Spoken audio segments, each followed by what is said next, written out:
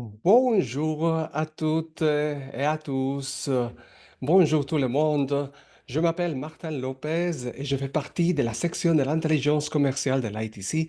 Et au nom de mes collègues, je tiens à vous souhaiter la bienvenue à notre webinaire annuel. Ce rendez-vous est très précieux et important pour nous parce que nous retrouvons des utilisateurs réguliers et des nouveaux utilisateurs pour rappeler ou découvrir comment nos outils peuvent nous aider à identifier des marchés, des tendances, des opportunités et des exigences pour accéder à ces marchés. Rappelons que ces outils peuvent être utiles pour vous, entrepreneurs qui cherchent à trouver un chemin pour que vos produits puissent être exportés vers d'autres marchés, ou pour vous, déjà exportateurs, déjà présents à l'international, qui souhaitaient diversifier et exporter de nouveaux produits ou entrer sur de nouveaux marchés. Et pour vous aussi qui travaillez dans une fonction d'appui au commerce ou de développement des exportations de votre pays et qui souhaitez renforcer vos activités et vos décisions avec l'utilisation des données essentielles et stratégiques pour offrir toujours un meilleur service. Et bon, comme vous le verrez, ces outils constituent une ressource de première importance lorsqu'il s'agit de comprendre le commerce mondial pour se faire une place. Et il est toujours important de souligner que ces outils sont gratuits. Oui, ces outils sont gratuits pour les pays en développement grâce à la collaboration de nombreux partenaires, notamment l'Union européenne, dans un effort pour démocratiser l'accès à l'information et par conséquent l'accès aux opportunités. Je tiens aussi à souligner que cet atelier est très, très pratique parce que nous allons réaliser des simulations, oui, et des exercices en direct pour que par la suite, vous sachiez où cliquer, comment interpréter le résultat et vous puissiez utiliser ces plateformes par vous-même. Et aussi apprendre à d'autres personnes à les utiliser, à les exploiter. Il y en a beaucoup vraiment pour profiter. Alors, cette session sera très, très interactive car nous souhaitons recevoir vos questions. Oui, c'est ça la beauté d'être en direct. Et si vous avez des questions ou des curiosités au fur et à mesure de la présentation, n'hésitez pas à les poser dans le chat. Nous serons ravis de vous lire. À ce propos-là, j'aimerais vous présenter quelqu'un qui est de l'autre côté du chat pour répondre à vos questions. Au cas où, ce n'est pas un chatbot. Et bien sûr, à l'ITC, on travaille beaucoup avec l'intelligence artificielle, mais pour ce type d'activité, nous privilégions beaucoup les contacts humains. C'est pour ça que nous avons placé une experte de l'équipe de Market Access Map qui sera ravie de répondre à vos questions. Alors, je vous présente ma collègue Ezra. Bonjour Ezra, comment tu vas? Tu veux dire quelques mots? Bonjour tout le monde, bonjour Martin, merci pour l'introduction. Comme ma collègue a dit, je suis Esra Goktas et je fais aussi partie de la section d'intelligence commerciale et des marchés de ITC. Je vais être connectée dans le chat tout au long du webinaire, alors n'hésitez pas à nous répondre, à nous demander des questions sur le chat, mais faites attention, comme Martin a dit, que vous l'envoyez à moi ou à tout le monde. Comme ça, on peut répondre avec questions. Alors, je laisse Martin continuer le webinaire. Merci Ezra pour cette remarque. Oui, écrivez à tout le monde et ne m'écrivez pas directement parce que je ne pourrai pas lire vos messages. Mais écrivez à tout le monde et Ezra sera là pour vous répondre. Et bon, on commence. C'est parti. Comme d'habitude, installez-vous confortablement, apportez votre boisson préférée. J'ai un bon café ici pour vous accompagner. C'est un café africain, en tout cas, et je ne vais pas dire l'origine. Ah bon, je le dirai, c'est un café du Burundi. Et fermez la fenêtre, fermez les portes, Ah, et si vous étiez dans un petit écran, et je vous recommande, si vous pouvez, si vous avez l'accès, d'aller dans un grand écran parce que ça va beaucoup améliorer l'expérience de cet atelier. Et je vais commencer en partageant mon écran pour faire quelques remarques.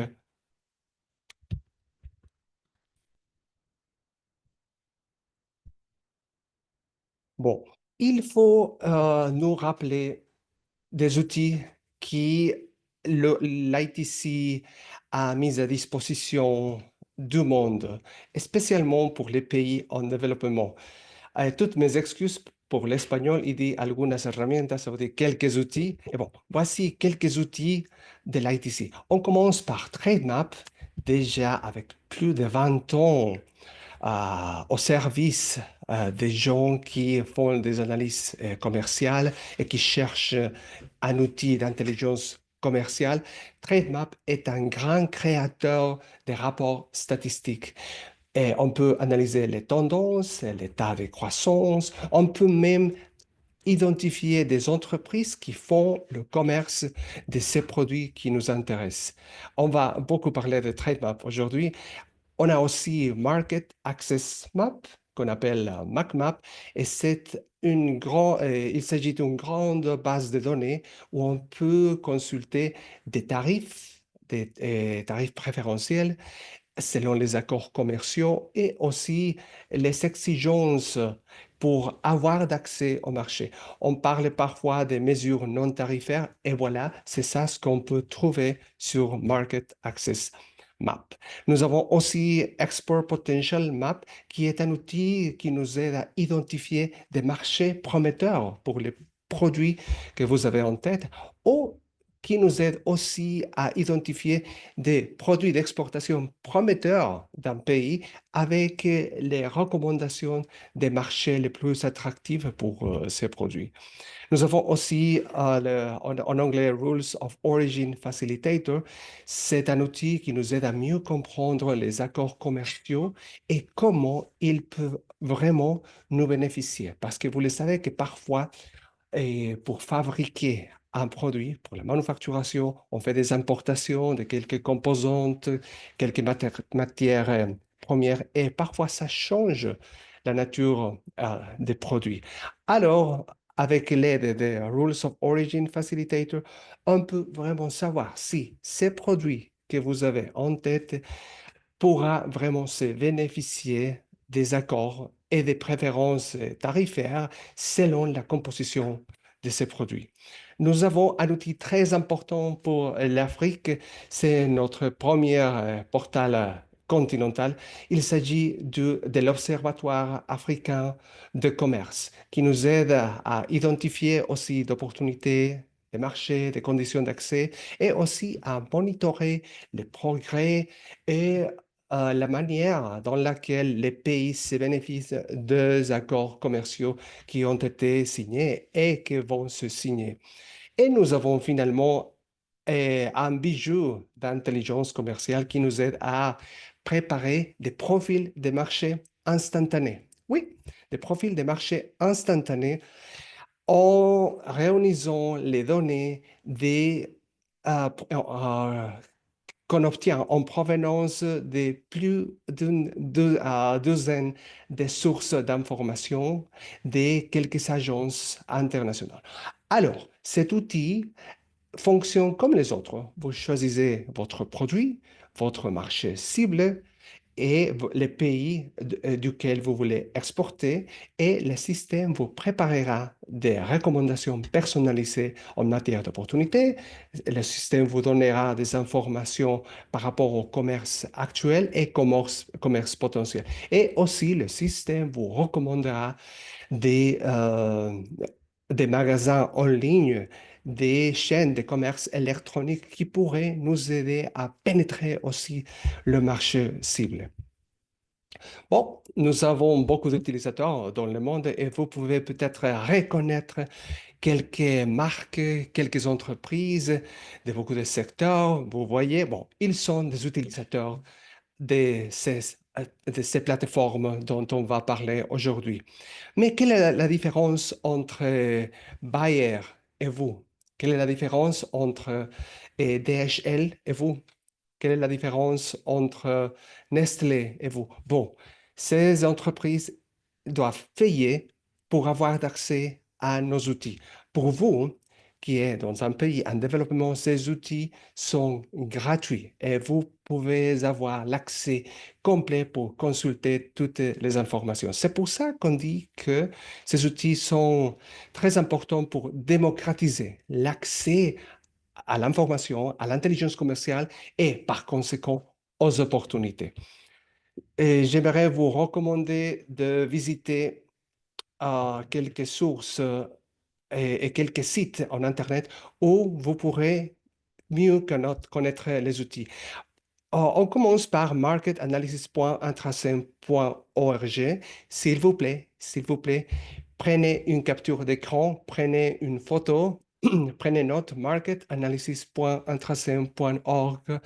Cette adresse est l'adresse de notre grand portail où vous pouvez créer un compte d'utilisateur et votre mot de passe pour avoir accès à les outils de l'ITC. J'aimerais aussi vous conseiller de visiter notre chaîne sur YouTube. Vous tapez Market Analysis Tools et le système vous montrera une grande quantité d'ateliers, des vidéos, des présentations qu'on a fait dans le passé et qu'on a fait récemment, où on parlait de nos outils et comment on peut les utiliser, comment on interprète les données. Il y a vraiment beaucoup à voir. Et j'aimerais aussi vous recommander la SME Trade Academy. C'est quoi ça? C'est notre école d'apprentissage en ligne. Là, vous pouvez trouver des cours en ligne gratuits et certifiés.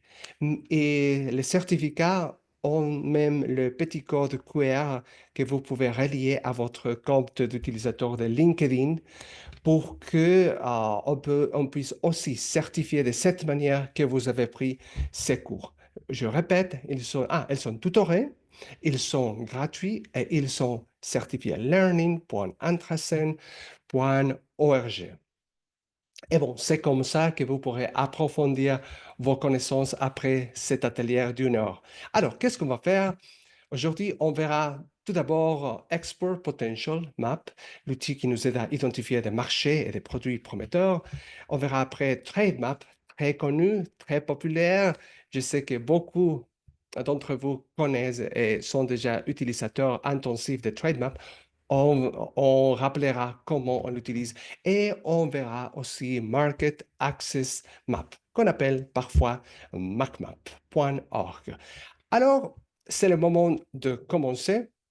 Je, je vous répète, mettez-vous au confort et suivez-moi sur cet écran et on va profiter de cette séance. Bon, voici Export Potential Map avec l'adresse exportpotential.intrasem.org. Prenez note, voilà, ceci est l'adresse. Alors, à quoi ça sert Export Potential Map? Export Potential Map contient un modèle économétrique. Vous vous souvenez de l'économétrie si vous avez fait des études à l'université par rapport à l'économie, le commerce, les statistiques. Vous vous souvenez de l'économétrie. Et il s'agit de cette discipline qui mélange la théorie économique à la mathématique et les statistiques pour proposer des modèles, des comportements, des scénarios possibles dans quelques domaines de l'économie. Dans ce cas-là, Export Potential Map utilise un modèle qui combine des variables de l'offre, de la demande et de tout ce qui se passe entre l'offre et la demande.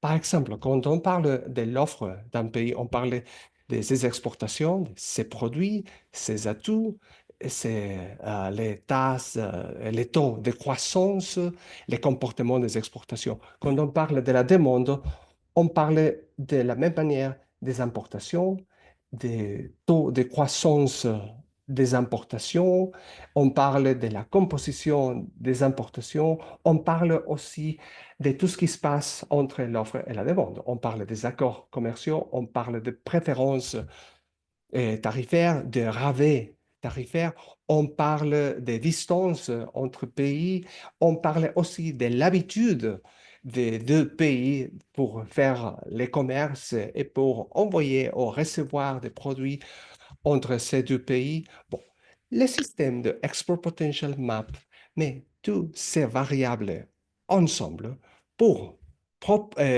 proposer des possibles alternatives de développement exportateur. Alors, comment ça pourrait m'aider? Par exemple, vous habitez au Madagascar et vous avez toujours voulu exporter vers, disons, très loin, le Japon. OK? Vous êtes à Madagascar et vous voulez exporter vers le Japon. Mais vous ne savez pas exactement quel produit serait bon pour être vendu au Japon. Alors, on peut demander à Export Potential Map de nous proposer quelques produits que le Japon importe, que le Japon achète beaucoup. Et dans ce cas-là, le système aussi étudiera les produits qui correspond à cette demande au Japon. Dans ce cas-là, le système regardera les exportations malgaches ou les possibilités du Madagascar d'exporter ces produits spécifiquement au Japon, selon les accords commerciaux, selon les tendances et selon une série de variables qui seront rendues visibles selon les documents de Export Potential Map, le modèle, il y a une formule, une grande formule qu'on peut consulter après. Mais pour l'instant, on va voir ce que l'outil nous montre. Alors, voyons et on y va en ligne. Alors, je cherche des produits, je veux identifier des produits. Alors, je vais cliquer sur Produits. Je clique sur Produits et je dis pour l'exportateur, on avait dit Madagascar. Et voilà, il faut simplement taper Madagascar dans les marchés japonais. Alors, on peut écrire Japon. Je fais comme ça, je sélectionne le Japon. Et qu'est-ce qui se passera? Voici les propositions de produits. Ce sont des produits que le Japon importe et que le Madagascar pourrait bien exporter vers le Japon. Ou peut-être le Madagascar est déjà en train d'exporter ces produits. Peut-être il y a des produits que le Japon demande, mais que le Madagascar n'a pas encore vendus à l'international. Ça pourrait nous aider à identifier des nouvelles possibilités pour le commerce malgache. Alors, nous avons cette arborescence qui nous montre les produits prometteurs du Madagascar pour le Japon. Comment est-ce qu'on peut interpréter cette arborescence? On voit un grand carré ici pour le nickel, on voit un autre pour les minerais de titane, on voit notre carré pour les crevettes. Alors, le plus grand, cette figure, la plus grande cette surface, le plus grand est le potentiel d'exporter du Madagascar vers le Japon, ces produits spécifiquement. Alors, par exemple, je vais me fixer sur les crevettes et je vais faire clic pour avoir quelques données supplémentaires. Et je vois déjà qu'il y a des exportations réelles. Ça, c'est une moyenne des exportations des 5 dernières années des crevettes, des exportations de crevettes malgaches vers le Japon. 744 000 $. Ce n'est pas mal, c'est déjà quelque chose d'important. Mais le système nous dit qu'il y a encore un potentiel inexploité de 18 000 millions de dollars de commerce, des exportations potentielles pour le Japon. Ça veut dire que le Japon est en train d'acheter beaucoup de crevettes de partout dans le monde et bien sûr le Madagascar pourrait aussi répondre à cette demande de crevettes. Alors, et ça me montre qu'il y a un potentiel d'exportation de 19 millions de dollars. Comment on interprète cet chiffre? Bon, ça veut dire 19 millions de dollars de nouvelles exportations que le Madagascar pourrait faire vers le Japon les prochaines 5 années. C'est comme ça qu'on peut interpréter cet outil. Ce ne sont pas des statistiques, d'accord? Ce sont des prévisions, ce sont des estimations basées sur les données existantes, les données qu'on a jusqu'à présent. Alors, c'est comme ça qu'on identifie des produits intéressants. Mais qu'est-ce qui se passe si je ne suis pas vraiment intéressé et de participer dans le monde des exportations des métaux? Je peux cliquer ici, suivez-moi à gauche.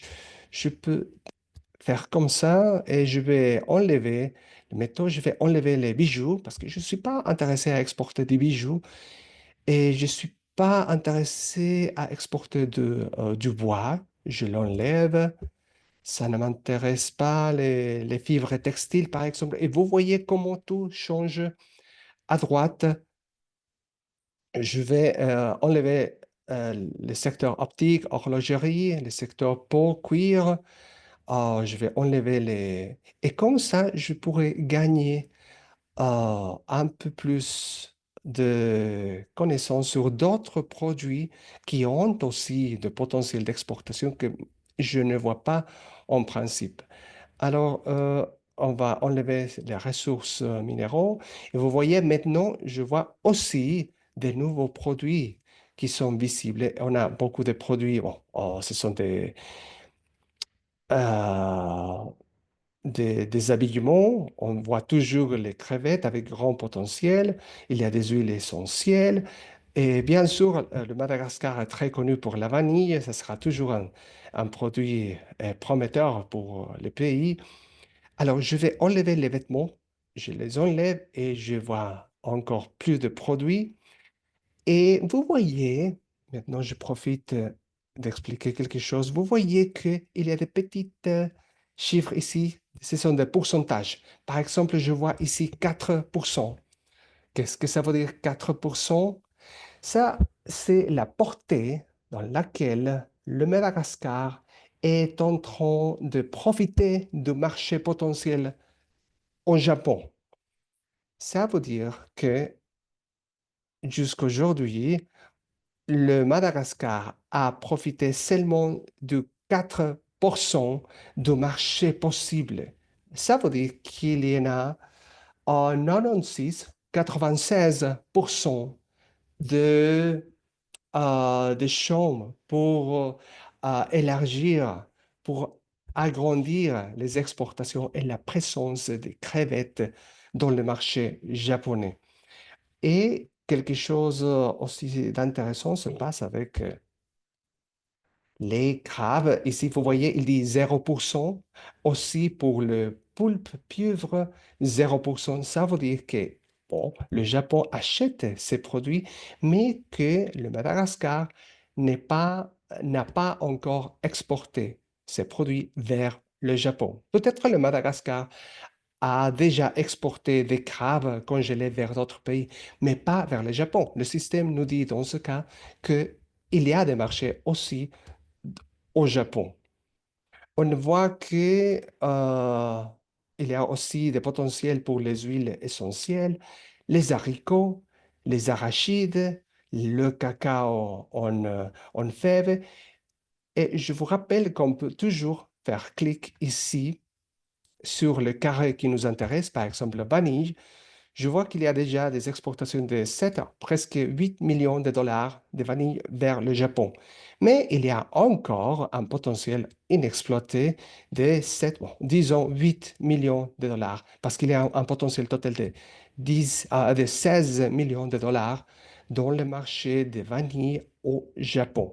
Et ça serait le morceau de marché qui pourrait bien appartenir au Madagascar si les efforts sont faits pour avoir plus de ventes, pour mieux exporter vers ces marchés spécifiques. C'est comme ça qu'on utilise cette partie de Export Potential Map.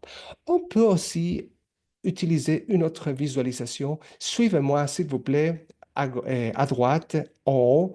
Il dit analyser les potentiels d'exportation. Je fais clic ici et j'ai une autre visualisation très intéressante qui me montre encore des produits avec du potentiel. Je vais remettre les métaux, le bois, les fibres textiles, l'optique, la peau. Voilà. On voit beaucoup de produits et avec beaucoup de bulles ici. Vous voyez les bulles?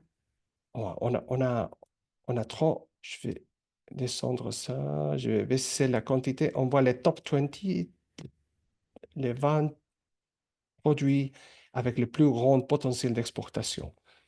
Vous voyez, on a le nickel brut en première, nous avons des minéraux, des titanes, après les produits intermédiaires, de la métallurgie, du cobalt.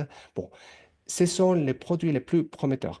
Mais ils ne sont pas les produits les plus demandés. En tout cas, il y a une sorte de classement spécial pour cette visualisation.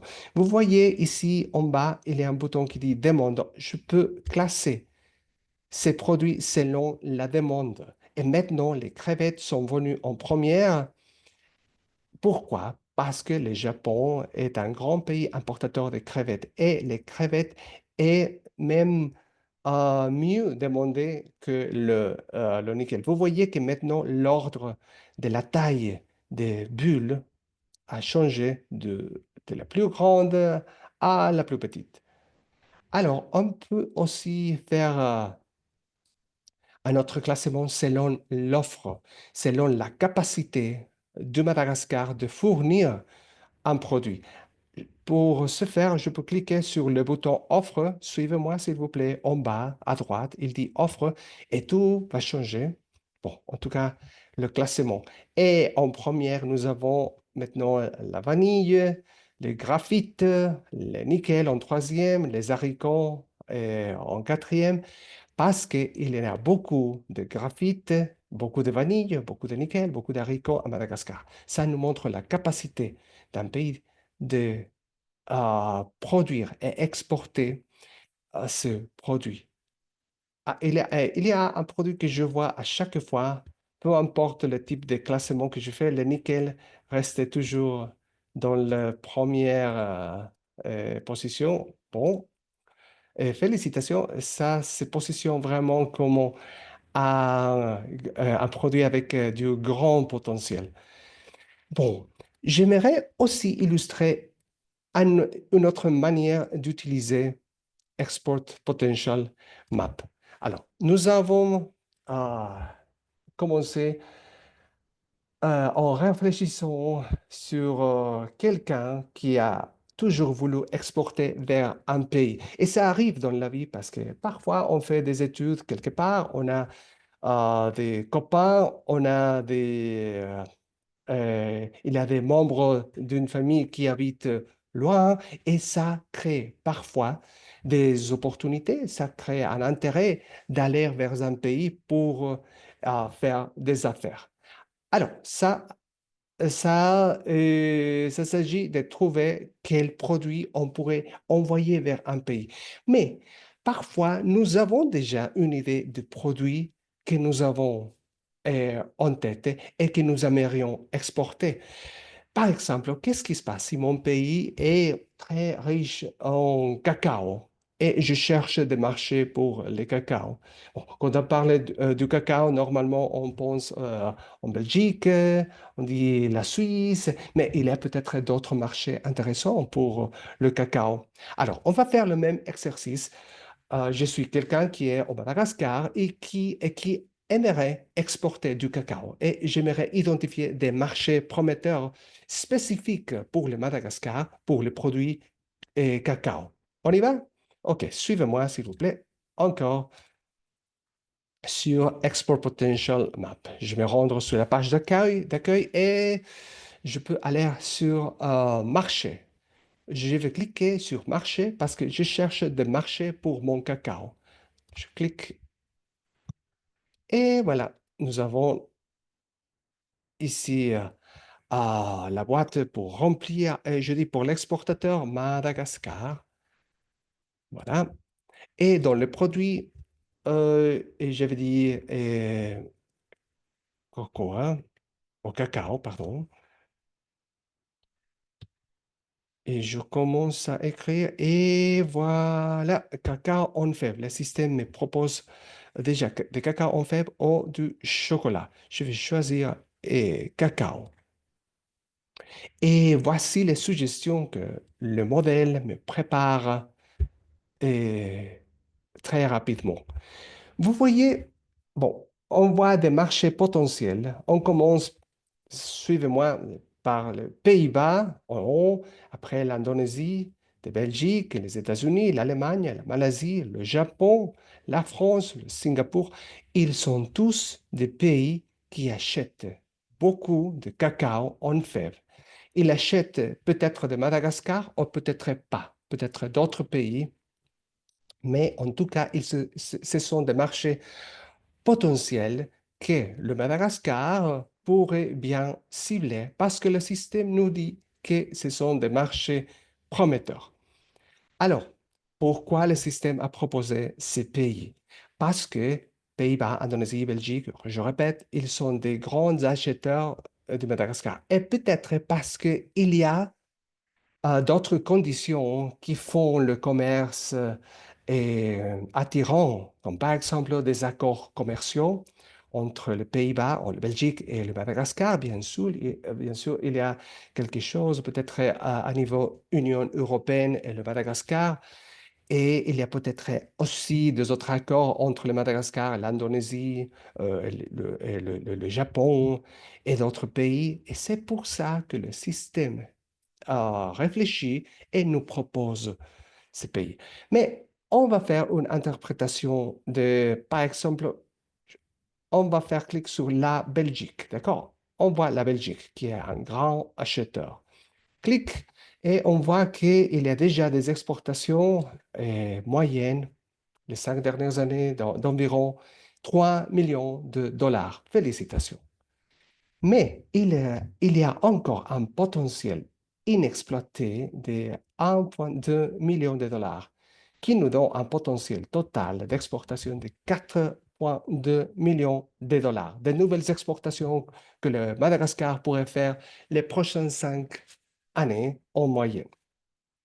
Alors, qu'est-ce que je peux faire pour identifier ou pour prioriser les marchés lesquels je devrais cibler avec plus d'attention? Je pourrais, suivez-moi, hein, on peut faire aussi des classements intéressants ici. Je vais faire un classement selon les exportations réelles. V- Si vous me suivez, je vais faire clic en bas, au milieu, exportation réelle. Et maintenant, je suis en train d'apprendre que le Pays-Bas est le premier marché vers lequel le Madagascar exporte le cacao en fèves. Le deuxième marché, c'est la Malaisie. Troisième, la France. Et quatrième, la Belgique. Vous voyez l'échelle en bas. On parle par exemple de plus de 7 millions de dollars qui sont exportés du Madagascar vers le Pays-Bas. Plus de 5 millions de dollars qui sont exportés vers la Malaisie. La bulle nous indique le montant, la valeur des exportations.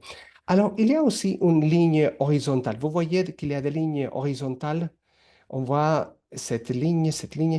Qu'est-ce que cette ligne horizontale veut nous montrer? Ça, c'est le potentiel d'augmenter les exportations spécifiques de cacao du Madagascar vers, dans ce cas-là, l'Indonésie, les États-Unis, le Japon, le Singapour, la Belgique. Alors, un marché très important où les exportations pourraient beaucoup augmenter, c'est l'Indonésie, parce que il y a des ventes déjà, oui. Il y a des exportations réelles d'1 million de dollars, mais un potentiel inexploité de 4 millions.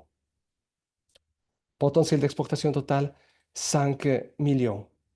Et bien sûr, vous avez remarqué qu'il y a quelques pays avec les lignes coupées. Vous voyez, Pays-Bas, Malaisie, les lignes sont coupées. Alors, je vous laisse réfléchir un tout petit instant. Qu'est-ce que ça veut dire quand les lignes sont coupées? Comme ça. Comme pour les Pays-Bas, la Malaisie. Souvenez-vous que la petite boule nous montre toujours les exportations actuelles et que les petites lignes un peu plus foncées, ça nous montre le potentiel d'exportation. D'accord? Alors, je vous laisse réfléchir en regardant l'écran. Qu'est-ce que ça veut dire quand les lignes sont coupées comme ça et quand les lignes sont continues? Mais je veux me concentrer sur les lignes qui sont coupées. Il y a quelque chose que ça nous montre. Réfléchissez. Et dans l'attente, je vois mon café du Burundi.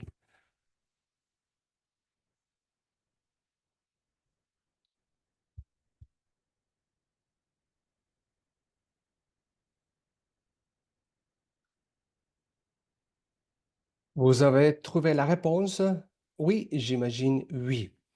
Alors, quand les exportations ont surpassé, quand les exportations se sont allées ailleurs du potentiel d'exportation, ça veut dire que, par exemple, pour la Malaisie, ça veut dire que le Madagascar a montré une performance exceptionnelle d'exportation de cacao vers la Malaisie, de telle manière que les exportations ont même surpassé le potentiel mathématiquement estimé par le modèle.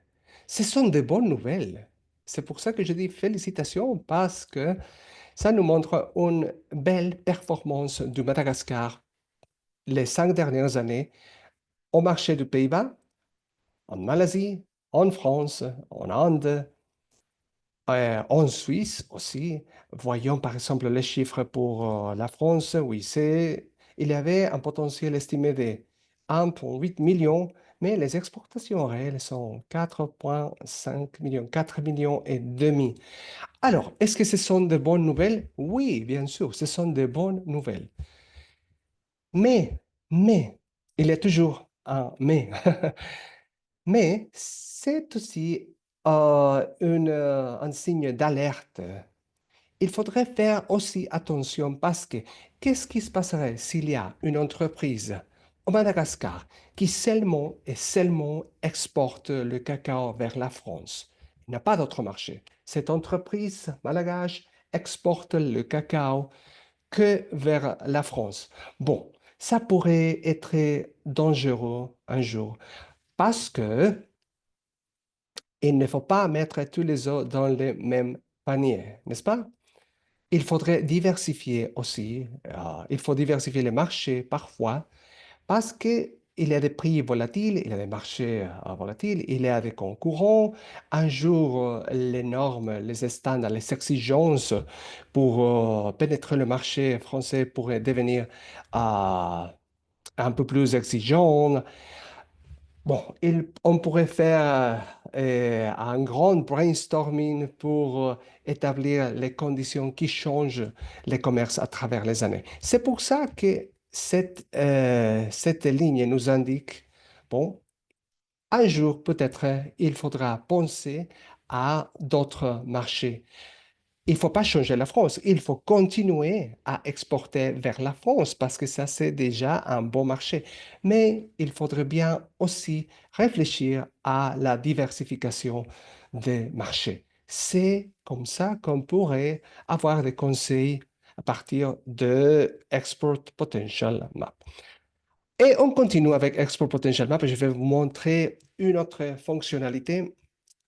C'est la dernière. Bon, on peut faire beaucoup de transactions avec Export Potential Map, mais cette fonctionnalité est très importante au moment d'identifier des fournisseurs des produits dont on a besoin.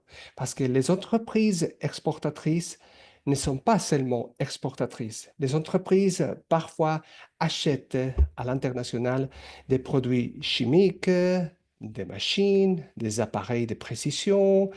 Il y a des matières premières qu'on n'a pas dans notre territoire et il faut les importer d'ailleurs.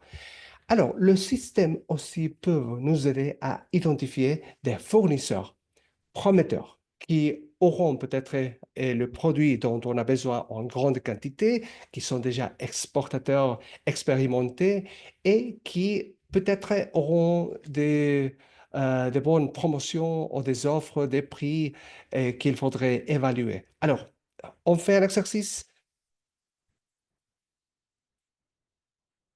On partage encore l'écran et je vais chercher maintenant des exportateurs. Je cherche maintenant des fournisseurs. On dit exportateurs ici.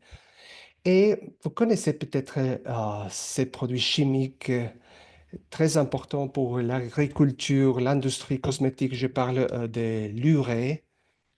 Et voilà, l'urée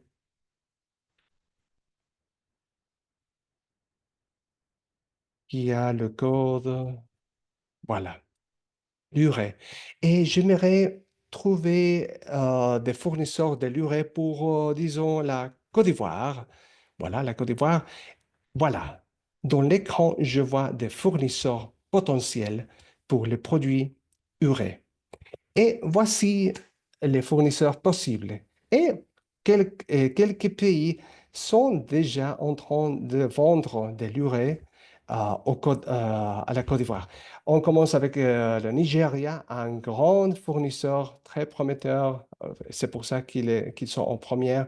On a en deuxième l'Égypte, après le Qatar, ensuite l'Algérie et après l'Arabie Saoudite, des grands fournisseurs. Je m'arrête sur la Nigérie, sur le Nigeria. Alors, le Nigeria a déjà exporté les 5 dernières années en moyenne 10 millions de dollars. 10 millions. Alors, il y a encore un potentiel inexploité de 19 millions de dollars.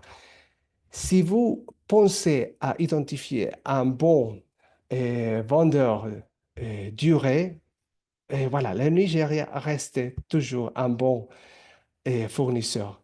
Mais il y a aussi d'autres pays, l'Égypte, le Qatar. On peut faire encore le classement selon l'écart des exportations réelles. Alors, oui, ça nous confirme le Nigeria, l'Égypte, Qatar, Algérie, Arabie Saoudite, Oman. Mais je vois cette ligne coupée, cette grande ligne coupée pour la Russie. Et je vais faire clic et je vois qu'il y a déjà des ventes durées équivalent à 33 millions de dollars vers la Côte d'Ivoire. Mais le potentiel de ces commerces, selon le modèle mathématique, était seulement de 5 millions de dollars. Vous voyez que le commerce réel, ça veut dire les importations durées en provenance de la Russie en Côte d'Ivoire, ont complètement déplacé, ont surpassé les commerces estimés. Ça veut dire que peut-être il y a une habitude de... Oui, il y a peut-être une grande habitude d'acheter l'urée que de la Russie et peut-être d'autres pays, mais la Russie a une grande participation dans le marché de la Côte d'Ivoire. Alors, peut-être on pourrait avoir d'autres fournisseurs un peu pas très lointain, avec lequel nous avons des accords commerciaux importants. Je n'ai rien contre et continuer les affaires avec quelques pays comme par exemple l'Iran. Ils ont déjà aussi une grande présence, mais peut-être ça ferait du bien d'explorer aux alentours, comme en Égypte, l'Algérie, l'Arabie Saoudite, qui sont aussi des grands exportateurs de l'urée. Vous voyez, comme par exemple ici, l'Algérie, ils ont exporté vers les Côte d'Ivoire que 137 millions de dollars, pardon, 137 000 dollars, mais il y a un potentiel de 11 millions de dollars qui est resté inexploité. Alors, ça fait du bien aussi de chercher des nouveaux fournisseurs, diversifier la source de ces produits qu'on achète à l'international pour identifier toujours des meilleurs prix, des meilleures conditions d'achat. À vous de réfléchir à votre stratégie. Et c'est comme ça que Export Potential Map peut nous aider à identifier des marchés et des produits prometteurs. Je vais m'arrêter ici avec Export Potential Map parce qu'on va parler maintenant de Trade Map. Je sais que beaucoup d'entre vous connaissent déjà l'outil Trade Map. C'est notre outil le plus ancien, mais c'est vraiment puissant et d'ici quelques mois, et on va faire quelques mises à jour très importantes. Par contre, l'esprit, la méthodologie des recherches, ça va rester de la même manière. Avec l'aide de TradeMap, on peut analyser le commerce mondial et en détail de presque chaque produit du monde. Alors, voyons un exemple. On va faire un exemple avec un produit qu'on trouve beaucoup dans le monde et qui est aussi assez demandé. Et voilà, nous sommes sur TradeMap. Je vais le mettre en français. Et j'aimerais analyser le commerce mondial du café pour voir quels sont les pays les plus grands acheteurs de café. Et voilà, je sélectionne le produit, c'est café non torréfié, non décaféiné. La plupart du café dans le monde se commercialise de cette manière. Alors, je fais cliquer sur importation, pas exportation. Je fais clic sur importation parce que je veux voir les pays importateurs de café. Et je pourrais aussi introduire un pays spécifique pour analyser ces importations. Mais je veux voir en tout cas le commerce mondial pour voir les pays qui achètent le plus, pour voir les pays qui ont augmenté leurs importations. Voyons qu'est-ce qu'on peut voir sur ces tableaux. Et je vais faire clic sur ces boutons bleus qui dit indicateur. Qu'est-ce qui se passera une fois que je fasse clic? Il y aura un grand tableau, mais il ne faut pas avoir peur. Je vous conseille toujours de lire le titre et pour confirmer que nous sommes dans l'écran correct. Dans ce cas-là, il me dit liste de pays importateurs pour les produits sélectionnés. Quel produit? 09, 01, 11, c'est les codes à 6 chiffres du système harmonisé pour les produits café non torréfiés, non décaféinés. Correct. Et c'est ça ce que je veux analyser. Et voici les informations, quelques informations. Voici un classement des pays importateurs. On commence par les États-Unis d'Amérique, en deuxième l'Allemagne, en troisième l'Italie, quatrième le Japon. On a classé les pays selon les plus grandes aux plus petits. Bon, il y a plusieurs des données. On voit 25 pays par page. Non, je veux voir 300 pays par page. Et vous voyez la liste des pays importateurs avec les données. Alors, parfois, on a peur quand on voit cette quantité de colonnes, mais n'ayez pas peur. On va analyser une par une les colonnes. Alors, il dit valeur importée en 2023. Ça, c'est la valeur en milliers de dollars. Par exemple, ici, pour les États-Unis d'Amérique, ça veut dire 5 milliards de dollars. En 2023, les États-Unis achetaient 5,6 milliards de dollars la valeur des importations des cafés non torréfiés, non décaféinés. C'est un marché énorme, vraiment. Et en deuxième, l'Allemagne. Ouais, vous voyez les quantités. Et quand vous voyez ces chiffres en rouge, ça c'est la balance commerciale qu'on la trouve selon la différence entre les exportations et les importations. Dans ce cas-là, on commence à et se rendre compte que les États-Unis, bon, c'est un pays qui plutôt importe du café parce qu'ils font aussi quelques exportations, mais ils ne sont pas assez importantes comme les importations. Les États-Unis d'Amérique, c'est plutôt un pays importateur et un grand importateur. Alors, qu'est-ce qu'on a d'autre? Nous avons une colonne très importante ici. Vous voyez ici en bleu, je suis en train de euh, signaler valeur unitaire. Ça, c'est la valeur unitaire par tonne. Par exemple, pour l'Allemagne, voyons l'Allemagne, il dit 3650. Ça, c'est la valeur unitaire de chaque quoi? Chaque tonne de café qui a été importé par l'Allemagne en 2023. Alors, quelqu'un dirait, et Martin, est-ce que ça c'est le prix? Non, ce n'est pas le prix. C'est juste une valeur moyenne de toutes les importations par tonne en Allemagne du 1er janvier au 31 décembre de 2023. Alors, ça pourrait nous donner une idée de prix. En tout cas, ça nous montre la volonté de l'Allemagne de payer un certain prix pour le produit. Mais je répète, ce n'est pas le prix.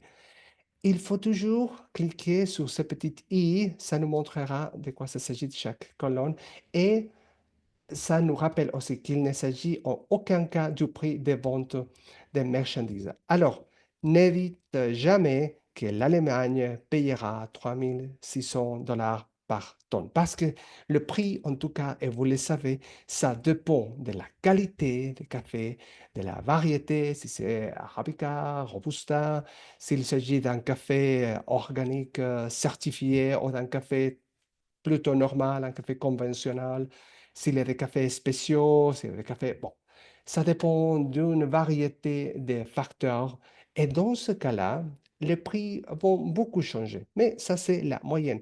Je m'arrête toujours ici parce que je vois beaucoup de confusion et avec cette colonne. Par contre, cette colonne nous aide vraiment beaucoup à euh, apercevoir quelques tendances dans quelques marchés. Par exemple, je veux vous montrer quelque chose et la Chine, par exemple, ah non, et c'est où ça?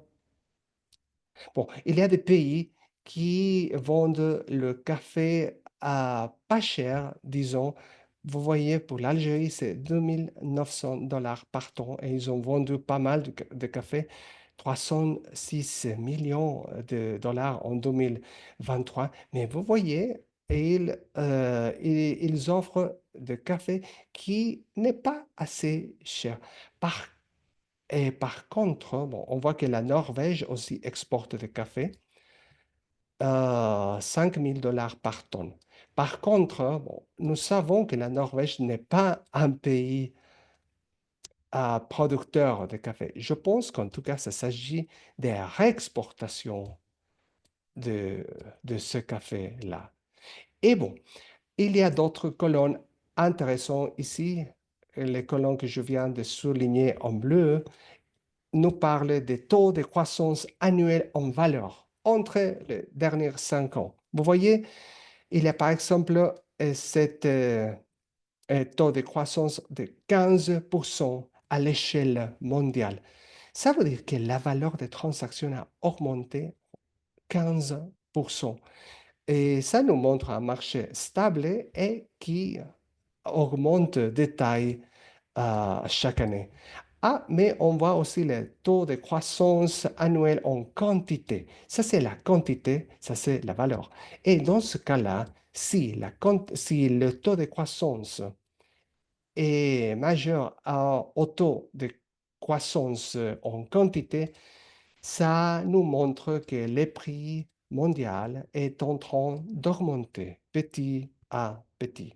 Par contre, le taux de croissance entre 2022 et 2023 Ça a été moins 14%. OK, il y a eu une petite chute et il faudrait faire, bien sûr, attention. Et voilà, c'est ça l'intelligence commerciale, identifier des tendances, de chercher ailleurs, de se renseigner, de voir qu'est-ce qui se passe pour mieux planifier mes stratégies en tant qu'exportateur ou en tant que pays. Mais voyons des pays spécifiques. Alors, j'aimerais trouver un pays qui achète beaucoup et qui augmente le prix, qui augmente les quantités. Et voilà, voilà, je l'ai trouvé.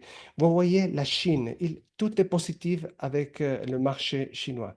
Vous voyez, taux de croissance en valeur entre 2019 et 2023, 52,4%, c'est énorme. Taux de croissance en quantité, 30%, les 2 dernières années, 22%. C'est vraiment un marché très attirant, très prometteur selon les statistiques. Quel marché? Le marché chinois. Alors, et si je suis vraiment très intéressé à analyser la Chine et le comportement de ce marché, je peux cliquer sur la Chine ici. C'est ça l'avantage des TradeMap. Presque tout est cliquable. Vous pouvez cliquer sur la Chine et on va renverser ce tableau et on verra les importations chinoises. Voilà, et je lis le titre pour confirmer liste de marchés fournisseurs pour un produit importé par la Chine. Quel produit? Café.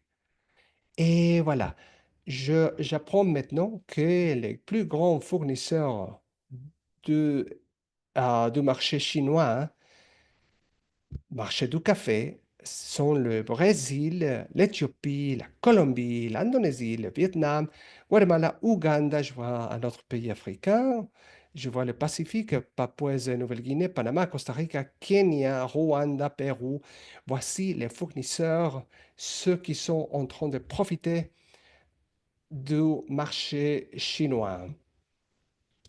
Alors, je vais aussi voir les tendances, les mêmes tendances que j'avais vues dans l'autre tableau. Je pourrais les apprécier pour analyser le comportement de chaque pays concurrent dans le marché chinois. Parce que si je vais cibler le marché chinois, il serait bien de voir les tendances, les comportements, et qu'est-ce qui se passe avec à les exportations d'autres pays. Et je vois que le Brésil aussi, waouh, le Brésil, vous voyez, c'est le premier fournisseur et tout est positif avec le Brésil. Vous voyez les taux de croissance, ils ont beaucoup augmenté, presque doublé sa présence. Ils ont aussi augmenté la quantité, mais quand la valeur s'augmente un peu plus que les quantités, ça veut dire que le prix est en train d'augmenter, le prix que- qui est payé pour ces importations. Voilà, c'est comme ça qu'on peut analyser aussi nos concurrents. Alors, ça m'intéresse vraiment beaucoup de pénétrer le marché chinois. Et c'est pour ça que je pourrais aussi identifier d'entreprises. Vous voyez, il y a ce volet. Je peux cliquer sur Entreprise pour connaître quelques entreprises chinoises et je vois un répertoire d'entreprises bon, qui ont été classifiées selon d'autres catégories. Mais par exemple, on a ici fruits et noix d'arbres. Bon, de toute manière, les entreprises qui sont dans cette catégorie, ils ont déclaré qu'ils ont aussi acheté ou commercialisé du café. Et c'est pour ça que le système le rend visible. Ne vous découragez pas si vous voyez qu'on a seulement deux entreprises classifiées comme importatrices de café et sucédané. Il y a beaucoup d'autres. Mais on va faire clic sur cette première catégorie pour identifier des entreprises. Et voilà, je ne comprends pas les Chinois, mais je vois qu'il s'agit d'une entreprise qui importe 44 types de produits. Ils sont basés à Longwool. Voici un site web. Je pourrais cliquer. Et vous pouvez faire ça pour presque tous les pays. Et disons par exemple la Suisse, parce que la Suisse est un grand pays acheteur de café. On peut directement sur la page d'accueil cliquer sur Entreprise pour voir qu'est-ce que ça donne. Et voilà, aussi beaucoup d'entreprises en Suisse qui achètent du café. Et je peux bien sûr faire et clic sur l'une de ces entreprises. Je fais clic sur le site web, ça me mènera quelque part sur Internet où je pourrais apprendre davantage par rapport à ces entreprises. Voilà, on a identifié une entreprise basée en Suisse dédiée à l'importation de café. Des clients est possible si on veut entamer une stratégie de pénétration du marché suisse. Et c'est comme ça qu'on peut appuyer nos analyses grâce à et Map. Alors, on a vu Export Potential Map. Export Potential Map, notre premier outil, est un outil d'analyse d'opportunités. Nous avons vu TradeMap, qui est un outil d'analyse statistique pour analyser des flux des commerces par produit et par pays. On va voir maintenant, on va vous rappeler qu'on a aussi un MacMap, Market Access Map, notre outil pour consulter les exigences d'accès au marché international. Quand on parle d'exigences, on parle normalement de deux aspects. Il y a deux piliers. Numéro un, les tarifs. Ça veut dire les impôts douaniers qu'il faut payer au pays d'importation qui parfois sont payés par l'importateur, par l'entreprise importatrice.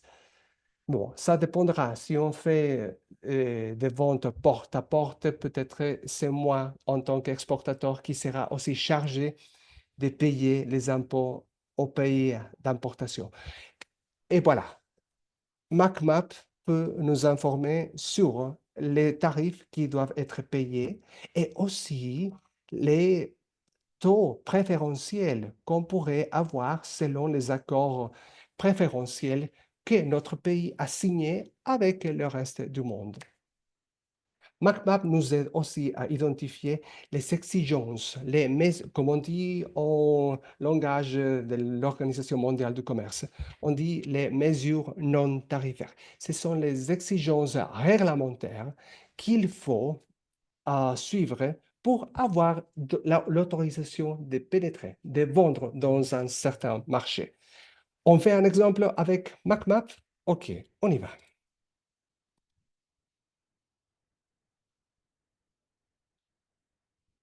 Et on est là sur MacMap et nos outils fonctionnent tous pareil. De la même manière, on va choisir un pays exportateur, le produit, le marché cible. Et disons par exemple Tunisie. Je sais que en Tunisie, on fabrique beaucoup de vêtements, n'est-ce pas?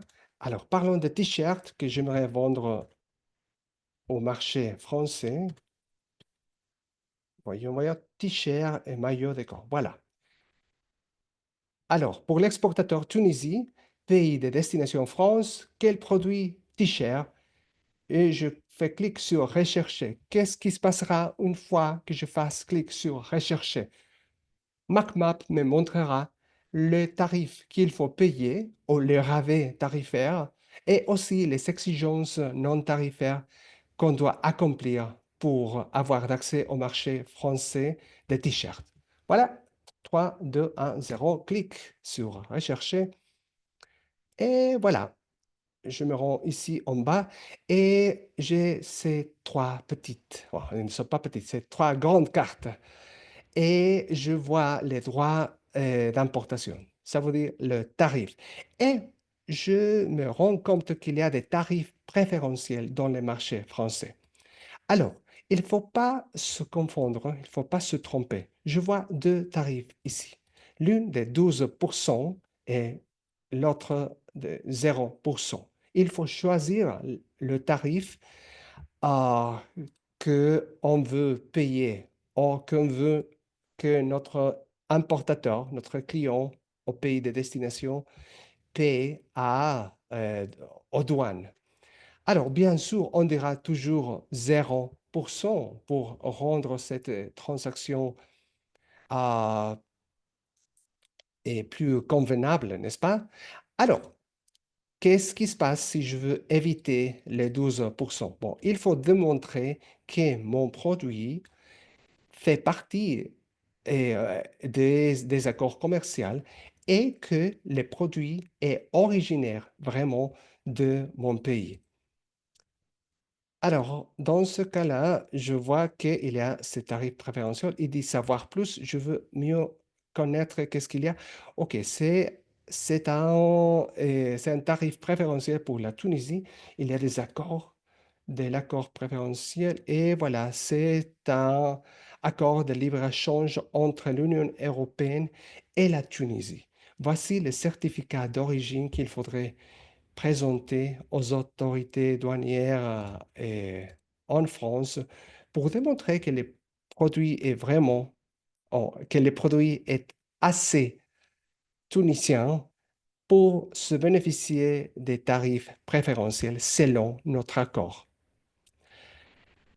On voit aussi le tarif de 12%, qui est le tarif que tous les autres pays devraient payer en l'absence d'un accord commercial. Alors, si nous avons des accords avec la France, et dans ce cas spécifique, la Tunisie, oui, le tarif sera 0%. Mais si on n'a pas d'accord avec la France, il faudra payer ces 12% de tarifs appliqués sur le prix du produit et une fois que le produit est présenté aux douanes françaises. Et continuons à voir nos trois cartes. Ah, ça nous parle des mesures correctives commerciales. Il n'y en a pas parce qu'il n'y a pas de sanctions. Ce sont des sanctions qu'on applique dans le cadre de l'OMC aux quelques pays qui ont appliqué des pratiques et pas loyales dans le commerce international. Alors, ce n'est pas le cas pour la Tunisie. Et il y a des exigences réglementaires, bien sûr. Il y a 5 exigences réglementaires à respecter pour vendre les t-shirts dans le marché français. Et ils sont là. Exigence numéro un, exigence concernant l'étiquetage. Et voilà les informations. Il y a un document, il y a un lien. Et toutes mes excuses pour l'interface en anglais, parfois ça se met dans d'autres langues. Et je peux aussi télécharger des documents concernant ces règles. Quoi d'autre? Je vois des exigences concernant la qualité, la sécurité ou la performance du produit. Bon, il faudra lire, il faudra faire notre recherche pour établir si notre produit peut vraiment respecter ces règlements. Il y a des exigences concernant les essais, la certification et des inspections qui doivent être euh, menées peut-être avant d'embarquer les produits pour l'exportation. Et voici comment on utilise Market Access Map. Et on fait notre exemple avec, par exemple, un pays du Nord africain. Alors, je vais exporter le même produit, des t-shirts, de la Tunisie vers l'Algérie. Je fais clic sur Rechercher. C'est comme ça qu'on utilise MacMap. Et oui, wow, il se protège beaucoup en Algérie pour l'importation des t-shirts. Il y a un tarif de 30%. Mais il y a un tarif préférentiel pour la Tunisie. On va regarder un peu plus par rapport à ça. Il n'y a pas de mesures correctives commerciales, il n'y a pas de sanctions et il y a 25, waouh, ils sont quand même exigeants, il y a 25 mesures à respecter dans les marchés de l'Algérie, le marché des vêtements. Et voilà, c'est un, ok, c'est un accord qui peut bénéficier ces 17 euh, pays pour la Ligue des États arabes. OK. Et je vais télécharger le... OK, c'est le Arab Free Trade Area. C'est l'accord arabe des libres-échanges. OK, on apprend beaucoup. Et aussi une copie du certificat d'origine pour mieux comprendre comment ça se voit, ces documents. Et les informations par rapport aux mesures non tarifaires, aux exigences réglementaires.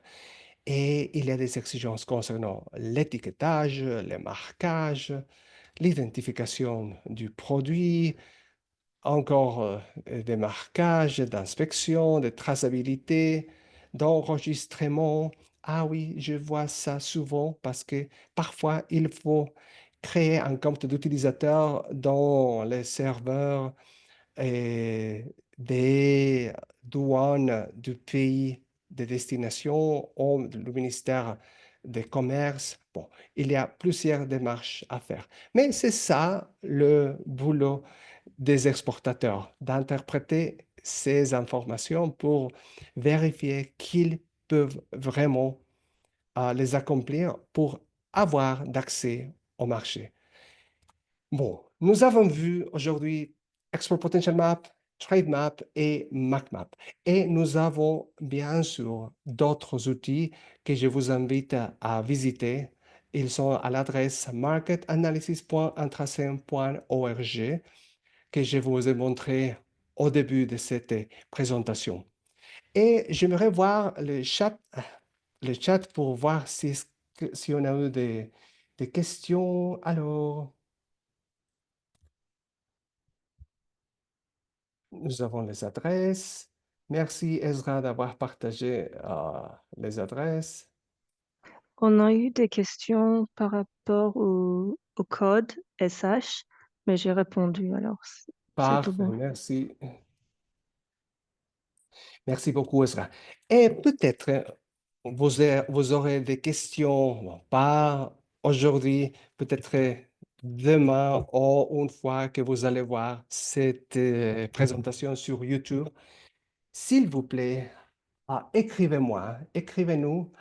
Nous sommes toujours à l'écoute pour écouter vos questions. On reçoit beaucoup de messages chaque jour de nos utilisateurs. Alors, s'il vous plaît, on sera là volontiers pour vous, pour répondre à vos questions. Cette présentation sera aussi sur YouTube.